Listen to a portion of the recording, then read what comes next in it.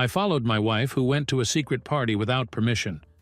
I found her kissing another man, but she made excuses, explaining that I was impotent, and it made me cry. Be me, 32-year-old Alex, living what seems like the perfect life. Successful financial analyst making bank. Married to Sarah, thought we had it all. One night, Sarah doesn't come home. Sitting there like an idiot watching the clock. Midnight passes, then 1 a.m., 2 a.m. No texts, no calls, just silence. Sarah said she was going to a party. Need to blow off steam or whatever. Fine, I guess. But by 3 a.m., my mind's racing.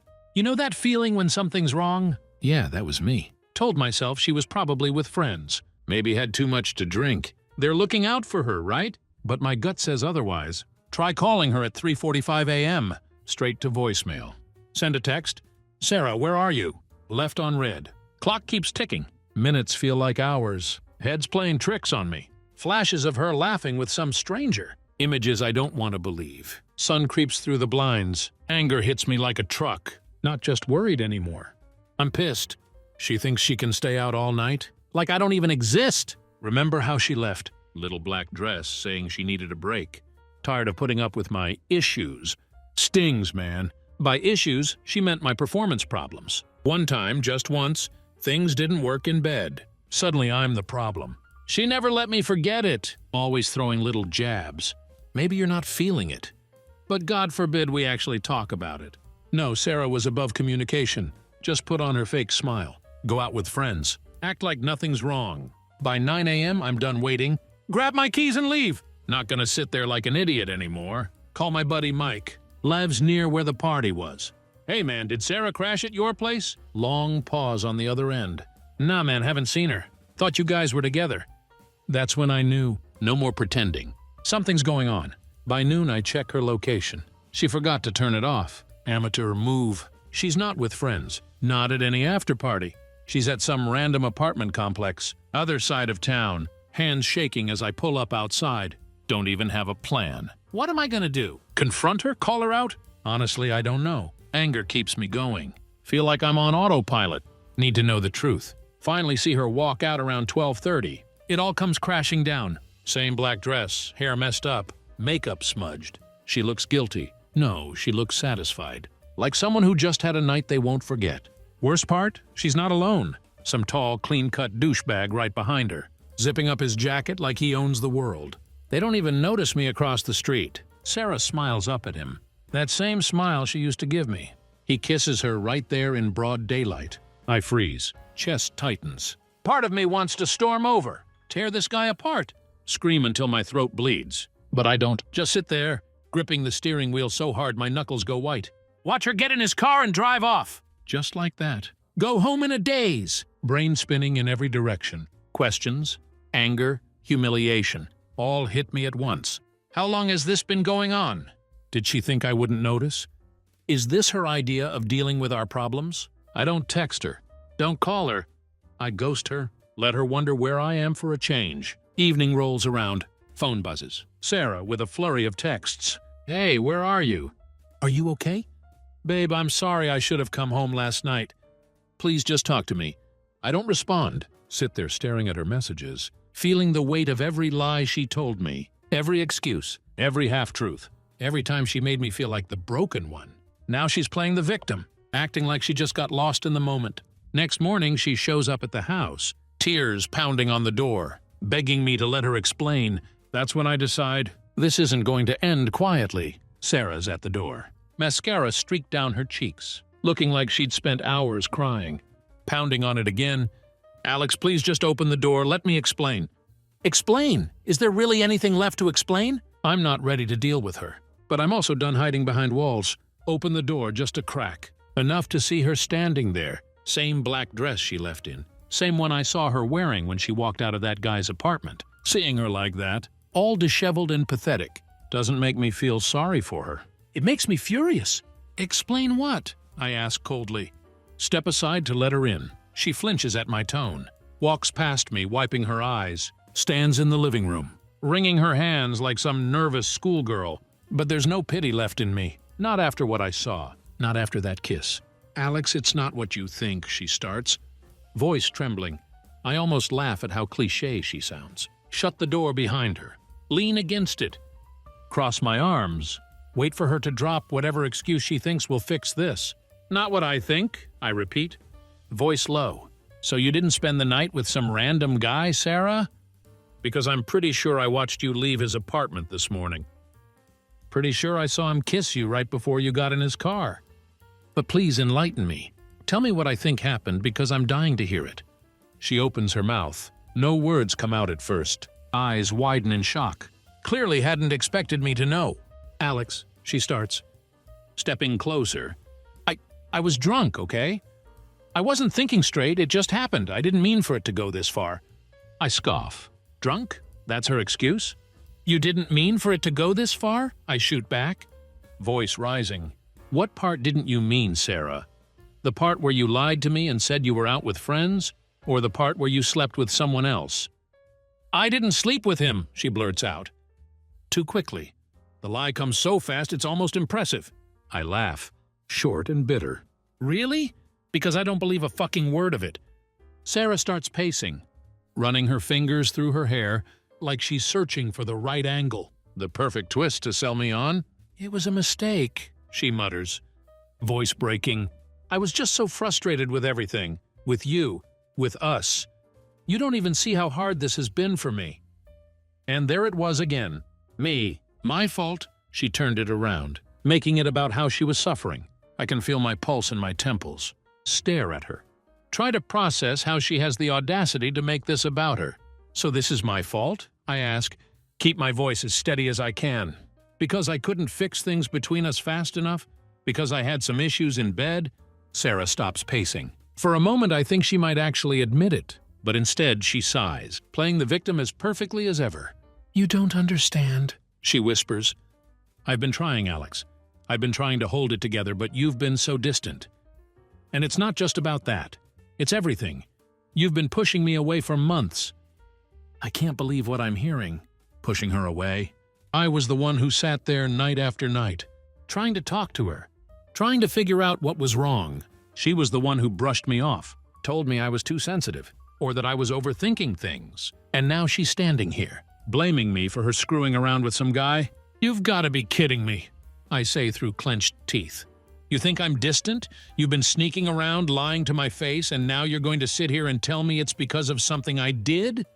She doesn't answer right away, just stands there shaking, looking like she's about to crumble. I almost feel sorry for her again, almost fall for it. But then I remember that kiss, the way she smiled at him like I never existed. How long, Sarah? I ask quietly. Question slipping out before I can stop myself. How long has this been going on? Her face goes pale. She doesn't answer, doesn't deny it. And that silence, that was all I needed. She had no excuse, no story to make it go away. Alex, she stammers, but I cut her off. You're done, I say, stepping forward. You're done lying. You're done twisting this around to make yourself the victim. I want the truth. How long, Sarah? She looks down at the floor, hands shaking. A few months, she finally whispers, barely audible. It started a few months ago. I feel my stomach drop. A few months? Months of coming home to her. Months of pretending everything was fine. While she was off with someone else, my hands ball into fists. But I force myself to stay calm. Losing it now wouldn't fix anything. I need to keep my head clear. Get out, I say, voice cold. Alex, please, she starts. But I'm not having it. I said get out, I shout, pointing to the door. Go be with him if that's what you want, but don't stand here and pretend this is my fault. We're done, Sarah. Sarah's face crumples. For a second, I think she might fight back, argue, try to worm her way out of it. But instead she nods, defeated. She grabs her purse, shoulders slumped. Without another word, she leaves. Dr. clicks shut behind her. And just like that, the silence returns. But it's not over. Not by a long shot. The moment she leaves, I feel a strange sense of relief. For the first time in months, the house is quiet. For once, I'm not anxiously waiting for her to walk through the door. It's over, or at least it feels like it. I sit down on the couch, stare at the spot she had been standing just minutes ago. Hard to believe how quickly everything came crashing down. One night, just one, and it had all unraveled. I tell myself I don't care that she's gone, that I'm better off without her. I don't need to hear any more lies, any more excuses. I cut her out. just like she had cut me out of her life for months. I ghosted her, just as she ghosted me emotionally. I thought it was fitting. But ghosting someone isn't as satisfying as it seems. After the anger wears off, there's just emptiness. The adrenaline that had been keeping me upright was fading, leaving me drained. I opened my phone. Look at the texts she'd sent earlier. All of them unread. Desperate, pleading messages. "Alex, we need to talk. Please just answer me. I'm sorry, I know I screwed up. Let's work through this. I miss you. Where are you?" Every message makes my stomach twist. It's all so fake. She doesn't miss me. She misses the control, the safety of knowing she had me wrapped around her finger while she lived a double life. The more I read, the angrier I get. But something deeper is lurking under that anger, something I don't want to admit yet. The sadness, the kind that creeps in once the rage burns out. The kind that reminds you that the person you loved just threw everything away, like it was nothing. By the next evening, I hadn't responded to her once. And honestly, I didn't plan to. But life has a way of throwing curveballs at you, just when you think you're in control. It's around 7 p.m. when my phone buzzes again. This time, it's not a text. It's a call from her. I stare at the screen, watch her name light up. I almost ignore it. Almost. But curiosity gets the better of me. I want to hear what she has to say this time. I answer, keeping my voice cold and distant. "What?" Her voice is a mess of tears and frantic breathing on the other end. "Alex, please, I just need to see you, just once. We need to talk face to face. I'm begging you." I stay silent for a moment, listening to her sob. It's pathetic. Or maybe it would have been if part of me didn't still feel something for her. That's the worst part. After everything she'd done, I still cared. It was stupid, but it was true. "There's nothing to talk about," I finally say. Voice flat. "You made your choice, Sarah. Now live with it." I know," she cries. "But I just need to explain. Please, Alex, I can't." She stops, choking on her words, then blurts out something that catches me off guard. "I'll leave him. I'll cut him off. He meant nothing, I swear." I freeze, trying to process what she's saying. Leave him? Now? Suddenly, after months of sneaking around, she's ready to drop this guy like he was nothing? Is she serious, or is this just another manipulation? Another move in her game? "You should have thought about that before you slept with him," I shoot back, harsher than I intended. "It wasn't like that!" she screams through the phone, voice cracking. "I'm sorry. You don't understand. It was a mistake. I was angry. I felt trapped. You don't know how hard it's been for me, how lonely I've been." I clench my jaw. There it was again, the same old song and dance. It wasn't her fault. It was never her fault. Always someone else. Always me. She was the victim in her mind, and I was the villain. "I don't care how hard it's been for you," I snap, pacing the living room now. "You didn't care how hard it's been for me. I was here, Sarah. I was trying. But you just checked out. You didn't even try to work through it. You found someone else instead." "That's not fair!" she cries, voice shaking.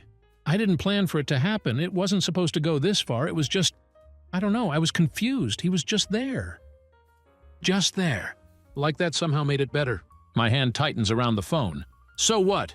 You think you can come back now? Forget it ever happened?" I ask, trying to keep my voice steady. That's not how this works. There's silence on the other end, but I can still hear her breathing, shallow and erratic. When she finally speaks again, her voice is soft, almost pleading. "Alex, I love you. I made a mistake, but I love you. Don't throw this away because of one night." One night? I almost laugh again, the bitterness boiling up inside me. This wasn't about one night. This was about the months of lies, the betrayal, the gaslighting. It was about the fact that she had looked me in the eye every day, pretended everything was fine, all while sneaking around with someone else. How could she even say the words, "I love you," with a straight face? "You don't love me," I say quietly but firmly. "You love the idea of me. You love the safety, the comfort. But if you really loved me, you wouldn't have done this. You wouldn't have looked at me like I didn't exist while you were off with him." "Alex, please," she whispers, but I can't listen to it anymore. "We're done," I say, my voice final. "Stop calling me, stop texting me, just stop." Before she can say anything else, I hang up, throw the phone on the couch. My hands are shaking, heart pounding in my chest. The relief I felt when I first ghosted her is gone. Now all I feel is the weight of reality crashing down. I'm free, sure, but that freedom doesn't feel as good as I thought it would. Feels hollow, like something had been ripped out of me, replaced with this unbearable void. I stand there in the empty living room, the silence ringing in my ears. This is the part no one talks about. The part where even after you've made the right decision, you're still left standing in the wreckage, wondering if it could have been different. The next few days are a blur. I thought cutting her off would bring me peace, but it didn't. The ghosting was a temporary fix, like a bandage over a wound that was still festering underneath. I don't hear from Sarah again for a while. Honestly, I'm not sure if that's a good thing or not. The house is too quiet, too empty. Every time I sit down, my mind spirals back to what happened, to her excuses, her desperate cries over the phone. But just as I'm starting to settle into the silence, convincing myself that I'd made the right decision, the universe decides to flip the script. It's late on a Friday night, one of those nights where you're just sitting in front of the TV, not really watching anything, trying to drown out your thoughts. I'm halfway through a beer when my phone buzzes on the coffee table. Glance at it, expecting another random notification. But when I see the name on the screen, my blood runs cold. It's him, the guy Sarah had been with, Eric. At first, I think it's some kind of sick joke. Why the hell would he be calling me? My immediate reaction is to toss the phone across the room, ignore it and pretend it never happened. But the curiosity, the anger win out. I pick up. What the hell do you want? I growl, gripping the phone tighter than necessary. There's a pause on the other end, then a deep breath. Alex, man, listen, I know this is awkward as hell, but you need to hear me out. His voice is calm, almost too calm, like he's rehearsing some kind of twisted apology. I don't want to hear it. You think I want to hear anything from you? I snap. You slept with my wife and now you're calling me like we're going to chat about it? What, are you proud of yourself? It's not like that, Eric says quickly, sounding nervous. I'm not proud of anything. In fact, I didn't even know she was married when it started. Sarah, she never told me about you. I freeze. That wasn't what I expected to hear. She didn't tell you she was married? I ask. More confused than angry now. You're telling me you didn't know the whole time? I swear, he says. I didn't find out until a couple of weeks ago. She'd been telling me she was in a complicated relationship, but she never mentioned you. When I figured it out, man, I was pissed too. I've been trying to cut it off, but she's been all over the place. It's like she can't let go of either of us. My mind is spinning. Sarah had always been good at manipulation, but I didn't realize just how deep it went. She'd managed to string both of us along, lying to him just like she lied to me. So why are you calling me now? I ask, my voice sharper than I intended. What do you want from me? Eric sighs. I'm not calling to make excuses. I think you should know something. Sarah's been trying to come back to me too. She's been blowing up my phone, showing up at my place, saying she's ready to leave you, that she'll choose me. But I don't want any part of it anymore. I'm done. I don't want to be dragged into her mess. I stare at the floor, my mind racing. This is too much, too messy, too absurd. Sarah was still trying to crawl back to him, even after all her crying, her pleading for forgiveness with me. You're telling me she's still chasing you while trying to fix things with me? I ask, my voice bitter. Yeah, Eric admits. I thought you deserved to know, man. I'm sorry for everything, I really am. But Sarah, she's playing both sides and I don't think she's going to stop. You should cut her off for good. She's toxic. Toxic. That word hits me hard. As much as I hate to admit it, Eric is right. Sarah had become this chaotic force, wrecking everything in her path. And now even the guy she was cheating with wanted nothing to do with her. I'm done with her, I say after a moment. My voice low but firm. And you should be too. Let her self-destruct on her own. I already have, Eric says quietly. Take care of yourself, Alex. You don't need someone like her dragging you down. I hang up without saying anything else. My hands are shaking, my mind buzzing with everything I just learned. Sarah isn't just trying to salvage her marriage. She's trying to keep both of us, like we're some sort of sick backup plans for her twisted sense of stability. It makes me sick. I sit there for a while, staring at the phone in disbelief. Every time I thought I had a handle on the situation, something new came out of the woodwork. Something that made me realize just how deep her betrayal went. This isn't just about cheating. It isn't just about one mistake or one night. Sarah is a liar, a manipulator, and I had been blind to it for far too long. The next morning I wake up with a new sense of clarity. Eric's call had opened my eyes to something I hadn't fully accepted. Sarah isn't going to stop. She isn't going to give up until she has me or him or both of us. She's that kind of person. She doesn't know how to let go. She doesn't care who she hurts as long as she gets what she wants in the end. But this time, I'm not going to let her win. I pick up my phone and text her. The words blunt and final.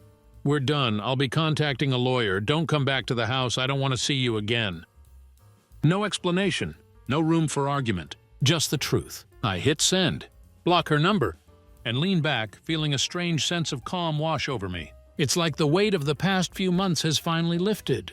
The games are over. And this time I'm in control. I thought cutting her off would be the end of it, that a clean break would finally give me the peace I needed.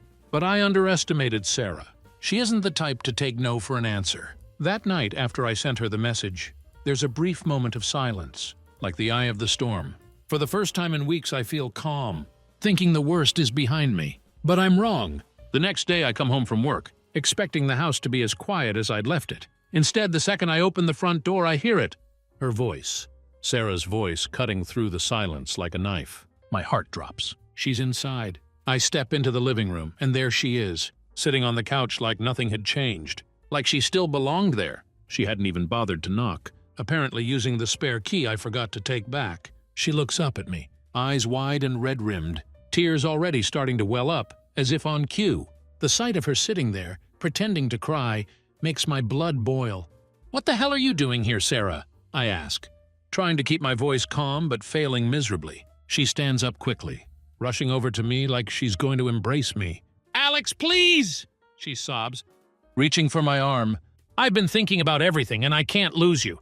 I know I messed up, but I can fix this. We can fix this." I yank my arm away before she can touch me, taking a step back. "No," I say firmly. "You don't get to just show up here after everything you've done and act like we can go back to normal. We're over, Sarah, I told you that." "But we're not over," she insists, voice frantic.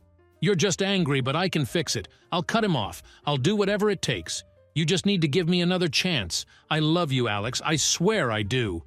I stare at her, barely able to contain my disbelief. How can she stand there after everything I know and still try to convince me that she cares? That this isn't just another game for her? "You don't love me," I say coldly.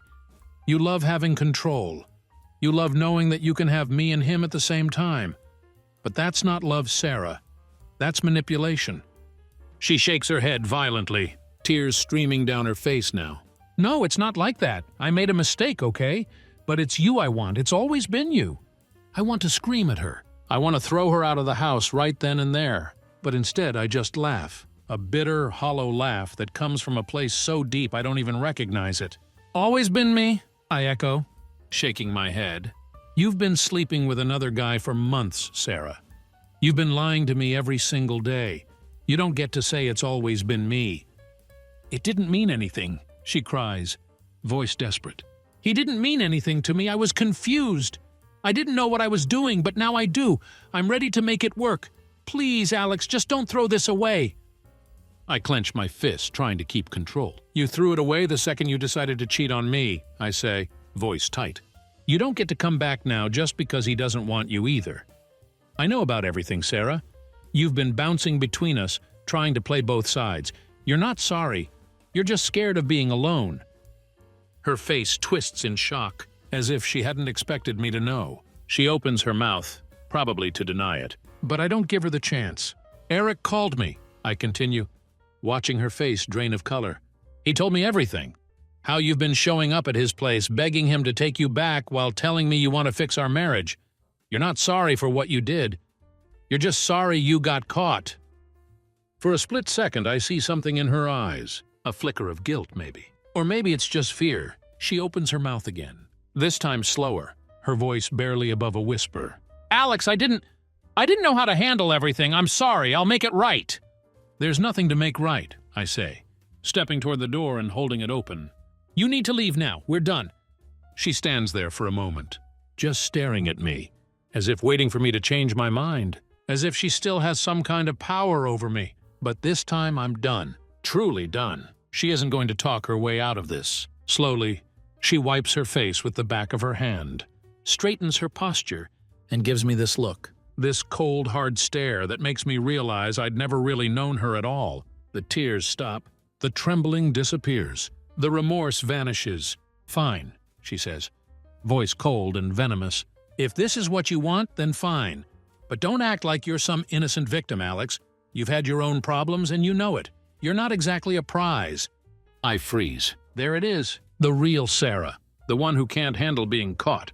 The one who always has to make sure she doesn't walk away as the bad guy. Even now, with everything exposed, she has to tear me down on her way out. Get out, I say again. Voice calm but firm. She doesn't say another word. She just grabs her purse, walks out the door, and slams it behind her. The silence that follows is suffocating. I stand there for what feels like hours, staring at the door, waiting for something, anything to happen. Maybe part of me expects her to come back, to start banging on the door, screaming, but she doesn't. She's really gone this time. I sit down on the couch, head spinning.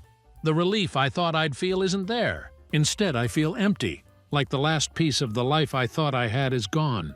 I know it's over, and I know I've done the right thing, but that doesn't stop the hollow ache from settling in my chest. The worst part isn't that she's gone. It's realizing that she had never really been there in the first place. Wake up next morning to the sound of my own breathing. Empty house, no more Sarah, no more lies. It's quiet. Too quiet. Sit up in bed, staring at her empty side. For a moment, feel the ache of it all. The kind of ache that doesn't go away easily. Sinks into your bones. Makes you question everything. But as I lay there, realize the sadness is mixed with something else. Relief. She's gone, really gone this time. No more games, no more pretending. Survived the storm. Now gotta figure out what comes next. By the time I get downstairs, I see it. A message on the table, her handwriting. Forgot about the spare key she still had. Must have snuck in and left it behind. Note is short, sharp, dripping with bitterness. You'll regret this. You could have fixed us, but you're too weak to try. Don't think you'll find better than me. You never deserved me anyway. Almost laugh reading it. So her, right to the end. Twisting the knife, trying to make me feel like I'm the problem. Like she's doing me a favor by walking away. But the message doesn't sting the way she wanted it to. In fact, it's just confirmation of what I already knew. Sarah isn't capable of owning up to her mistakes. That note is her last attempt to make me doubt myself. Crumple the note, toss it in the trash, make myself coffee. Day stretches out in front of me. A blank slate. No idea what to do with it. Try to focus on small things. Clean the kitchen, do laundry. Anything to keep my mind off the wreckage of the last few weeks. But as I fold shirts and scrub dishes, mind keeps drifting back to her. To the fights, the lies, and then to Eric's call. Eric. Can't shake the weirdness of that whole situation. The guy she cheated with had more decency than she did. At least he had come clean and told me the truth. Something Sarah never would have done. Makes me wonder. Was he just as blindsided by her as I was? Was he just another pawn in her messed up game? By noon, have to get out of the house. Being surrounded by memories of her, of us, is suffocating. Grab my keys, head out for a drive. No destination in mind, just need to clear my head. Streets are busy, but inside my car it's just me and my thoughts. For the first time, let myself feel the weight of what happened. The betrayal, the months of lies, the anger, the pain. It all comes rushing in at once, like a tidal wave. No choice but to ride it out. Pull into a random park, sit there for a while. Watch people go about their lives. Couples holding hands, kids running around, people walking their dogs. Normal stuff, the kind of life I thought I had. But now it all seems distant. Like it belongs to someone else. Not sad about losing her. Sad about losing the life I thought we were building. The future I thought we had. The plans we'd made. Trips, holidays, even stupid things like decorating the house for Christmas. All of it gone. Replaced with the reality that I'd been living a lie for months. It's not just Sarah's betrayal that hurts. It's the realization that the person I thought I knew was never really there. She had been playing a role, pretending to be someone she wasn't. And I had fallen for it completely, had trusted her, given her everything, and she had torn it apart without a second thought. But as I sit there watching the world move on, realize something else. This isn't the end. Feels like it in the moment, but it's not. Life is still moving.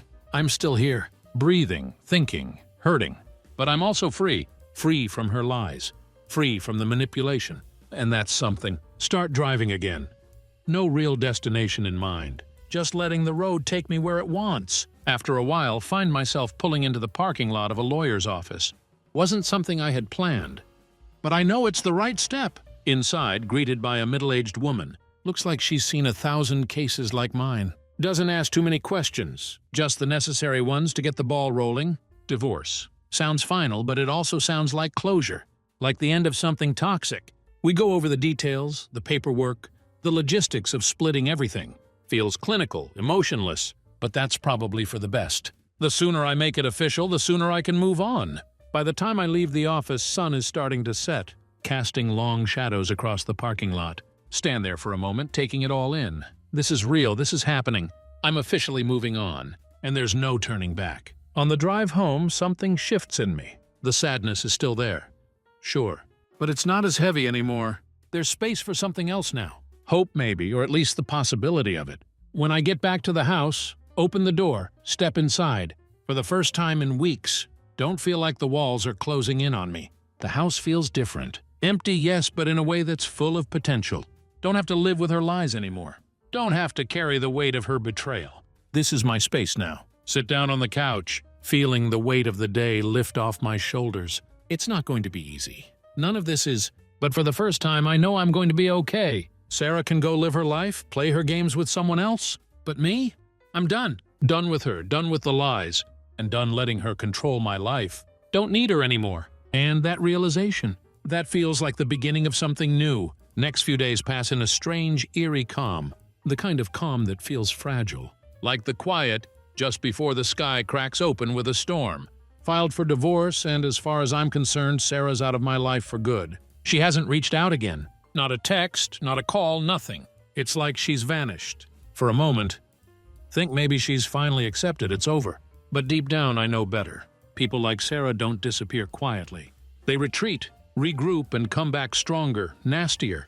It's only a matter of time. It's a Tuesday morning when the first crack appears. Just gotten out of the shower when my phone buzzes with an email notification. Grab it, still dripping wet, expecting some spam or work update. Instead, it's from Sarah. No subject line, just her name.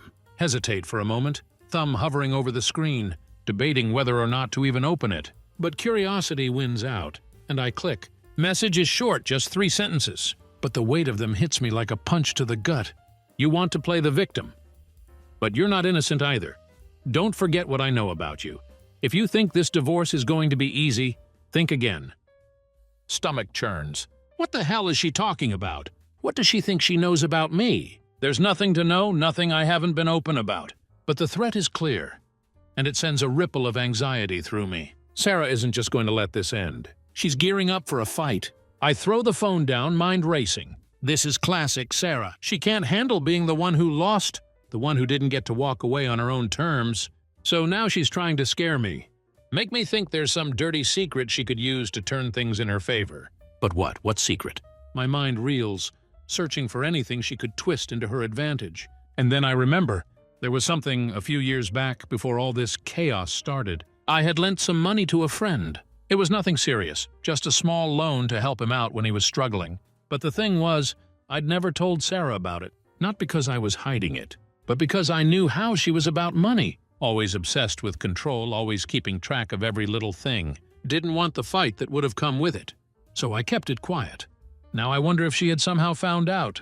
Maybe that's what she's holding over me. But even if it wasn't some huge scandal. It was a personal decision, and nothing that could really hurt me in court. Or at least that's what I tell myself. I try to push the email out of my mind, but it nags at me all day. By the time evening rolls around, I'm restless, pacing the house, my thoughts spiraling in a million directions. What is she planning?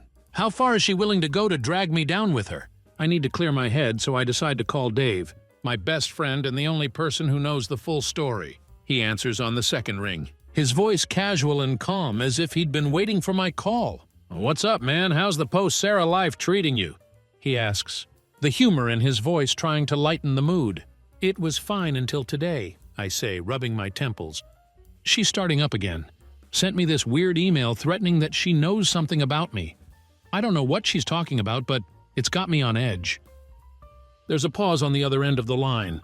"She sent you an email?" Dave asks, sounding more serious now. "What did she say?" I tell him, repeating the message word for word, trying to keep my voice steady. Dave stays quiet for a moment, and when he finally speaks, his tone has shifted. "Look, man, you know she's just messing with you, right?" he says. "She doesn't have anything on you. She's trying to make you panic. This is what she does. You've seen it before." I nod, even though he can't see me. Yeah, I know, but it's the way she said it. She's not done with me, Dave. I can feel it. This isn't over. Not for her. She's a snake, he mutters. But she can't hurt you if you don't let her. You've got the truth on your side. She can play dirty, but she can't make up lies that'll stick. I hope you're right, I say, though part of me isn't convinced. We talk for a while longer, mostly about meaningless stuff. Work, sports, anything to take my mind off Sarah.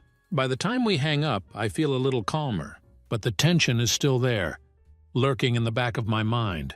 That night I lay in bed staring at the ceiling, my thoughts circling back to her words over and over again. Is she bluffing? Trying to rattle me just to see if I'll flinch? Or does she really have something up her sleeve? I don't know, and that's what scares me. Sarah is unpredictable, and I have no idea what she might do next. The following morning, I decide it's time to stop playing defense. I'm not going to sit around waiting for her next move. I'm done being reactive. It's time to protect myself. I call the lawyer I'd met with a few days earlier. Laying out the situation in full, I tell him about Sarah's email, about the vague threat, about how I don't know what she's planning, but I need to be prepared. She's bluffing, he says confidently, but that doesn't mean we won't take precautions. We'll get ahead of this. If she tries anything, we'll be ready. I feel a sense of relief wash over me for the first time in days. I feel like I'm back in control, like I have a plan. Sarah can send all the cryptic threats she wants, but I'm not going to let her manipulate me anymore. I hang up the phone feeling a strange mix of determination and exhaustion. This is the beginning of the real battle, the one I knew was coming. Sarah isn't going to let go easily, but I'm not going to let her tear me down either. The calm is over. The storm is coming, and this time I'm ready for it. A week passes in a whirlwind of preparations. Meetings with my lawyer, gathering documents, double-checking every little thing that could be used against me. Tension between me and Sarah simmers beneath the surface, like a ticking bomb that could go off at any moment. Every day I wait for her next move, wondering what kind of game she's going to play next. Then it happens. One evening, just as I'm starting to think maybe I'd overestimated her, I get the email. This time, it's not just a vague threat. It's a full-on declaration of war. Subject line, "You've left me no choice." Open the email from Sarah. Stomach drops as I read. "Alex, you've made this difficult. Now the truth comes out. You pretend to be the good guy. But I know about your loan to Dave. You've been hiding money from me. Think you'll walk away clean. Once the court hears about this, you won't look so innocent. I'll drag this divorce out. You'll regret trying to leave me." My heart sinks. She knew. Somehow she'd found out about the loan to Dave. The one thing I thought she'd never uncover. And now she was planning to use it, to paint me as some kind of secretive, dishonest husband. It wasn't a huge amount of money, but it was enough to make things messy if she framed it the right way. The worst part? She could drag this out. She had the kind of manipulative energy that thrived on conflict. The more chaotic things got, the more in control she felt. And now she was going to turn this divorce into a war zone. I slam my laptop shut, pacing the room, my mind racing with frustration. The walls feel like they're closing in on me, like I'm trapped in a game I don't want to play. I have no idea how far she's willing to go, but I know she isn't bluffing anymore. She's serious. She wants to make this hurt. I grab my phone and call Dave, barely waiting for him to pick up. "Dave, we've got a problem," I say as soon as he answers. "What's going on?" he asks, sounding confused. "Sarah knows about the loan," I say, running a hand through my hair. "She's threatening to use it in court, make it look like I've been hiding money from her." There's a pause. Then Dave lets out a long sigh. "Damn, man, I didn't think she'd stoop that low, but I should have known. Look, she can't use that against you. The money wasn't hidden. It was a personal loan between friends. It's not like you were stashing it away somewhere secret." "Yeah, but you know how she is," I say, my voice tight. "She's going to twist it, make it sound like I was being deceitful. And the longer this drags on, the worse it's going to get." "Then don't let it drag on," Dave says firmly. "You need to end this, Alex. Fast. She's trying to rattle you, make you lose your footing. But if you stand your ground, she'll burn herself out." He's right. Sarah is banking on me panicking, on me spiraling into fear and doubt. But I'm not going to give her that satisfaction. I take a deep breath, trying to steady myself. I have to stay calm. I have to stay focused. The next morning I meet with my lawyer again, laying everything out on the table. The loan, the emails, the threats. He's calm, almost indifferent to it all, like he'd seen 1,000 cases before. "She's trying to intimidate you," he says, leaning back in his chair. But we can handle this. The loan isn't a secret, it's not even marital property. It won't hold up in court. I nod, feeling a small sense of relief. But the tension is still there. What if she keeps pushing? What if she drags this out for months, trying to make me cave? I ask. My lawyer gives a small, reassuring smile. Then we drag her down with us. We've already filed for divorce, and we're on solid ground. The longer she plays these games, the worse she'll look in front of a judge. We'll keep everything clean, keep it professional. If she wants a fight, let her have one. But she won't win. His confidence is contagious. For the first time since this nightmare started, I feel like maybe, just maybe, I could come out of this with my life intact. But of course, Sarah isn't going to go down without a final strike. A few days later, I come home to find an envelope stuck in my front door. It isn't from the court? Isn't anything official? It's from Sarah. I open it, feeling that familiar dread creeping up my spine. Inside is a single piece of paper with a few printed photos clipped to it. The photos are of me out with Dave having drinks. One of us is laughing, and the other looked like we were deep in conversation. At first, it doesn't make sense. Why would she send me these? Then I see the notes scribbled on the back. Drinking your troubles away while we're still married. This won't look good in court, will it? Don't forget, I can make you look just as bad as you're trying to make me. Keep playing, Alex. I'm ready for it. It's such a petty, desperate move. Photos of me and my friend, trying to make it seem like I'm some careless guy neglecting my responsibilities. But it's enough to remind me of what I'm dealing with. Someone who won't stop until she's completely torn me down. But something inside me has shifted. The fear, the anxiety, it isn't as strong anymore. She's flailing, trying to find anything to grab onto. And it's starting to show. She's losing her grip on me. And she knows it. That night I go to bed without responding. No angry texts, no phone calls. I'm not going to play her game anymore. If she wants to keep sending threats, let her. I have the truth on my side. And more importantly, I have the strength to finally see this through. The next few weeks are brutal. Sarah's lawyer tries to drag out every little detail, tries to paint me as a neglectful husband, tries to make it seem like I'm hiding things. But my lawyer is prepared for it all, shutting down every accusation, every piece of false evidence she tries to bring up. The final court date comes quicker than I expected. Sarah sits across from me, cold and calculating. But there's a hint of desperation in her eyes. She knows she's lost. The judge sees through her tactics. Ruling in my favor, the divorce is finalized. Clean and swift, just as my lawyer had promised. As I leave the courthouse, I feel the weight of it all finally lift. It's over. Really, truly over. Sarah is out of my life and she can't touch me anymore. I drive home, the sun setting on the horizon. And for the first time in months, I feel at peace. The storm has passed, and I'm still standing, stronger than before. I have my life back. And Sarah, she's just a chapter I finally closed.